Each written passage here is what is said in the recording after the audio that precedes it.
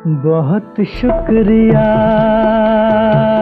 बड़ी मेहरबानी, बड़े मियाँ दीवाने, ऐसे न बनो। नमस्कार, आप देख रहे हैं आपकी अदीरा पिंक इज़ पावरफुल। अजीब वक्त मोहब्बत में आए जाते हैं, वो हम उनमें समाए जाते हैं। हिंदी फिल्मों के आकर्षक अभिनेताओं में शुमार जॉय मुखर्जी को फिल्मी कलाकारी उनके पिता शशिधर मुखर्जी से विरासत में मिली।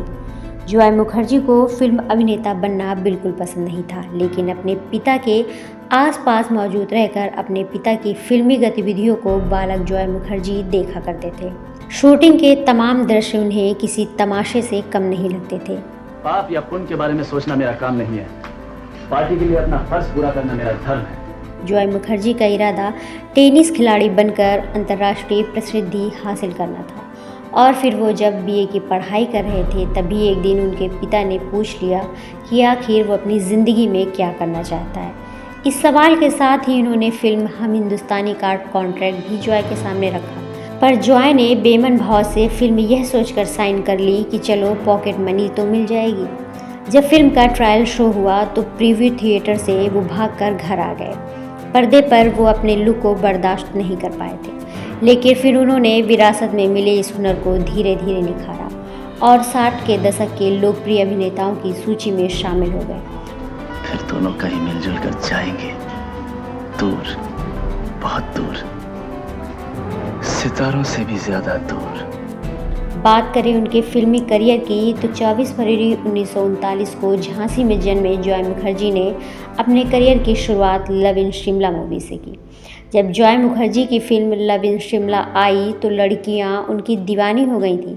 कम उम्र में ही अपनी फिटनेस के दम पर उन्होंने उस समय के कई हीरो को पीछे छोड़ दिया था।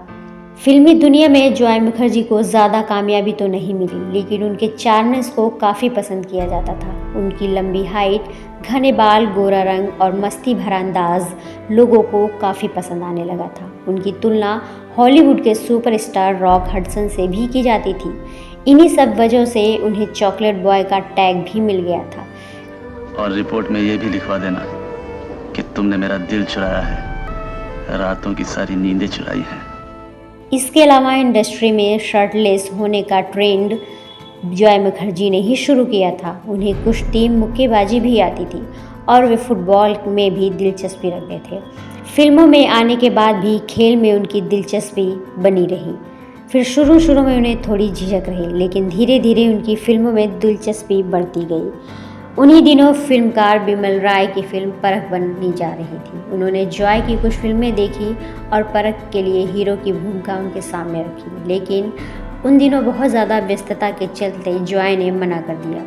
फिल्मों की बात करें तो जॉय मुखर्जी जिद्दी, लव इन टोक्यो, हम हिंदुस्तानी, शागिर्द, इंस्पेक्टर जैसी कई फिल्मों में नजर आए।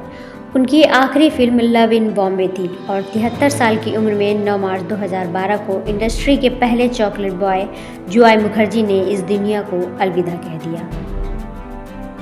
तो ऐसे ही जानकारियों से जुड़े रहने के लिए देखते रहिए आपकी अदीरा और हमारे चैनल को सब्सक्राइब करना ना भूलें।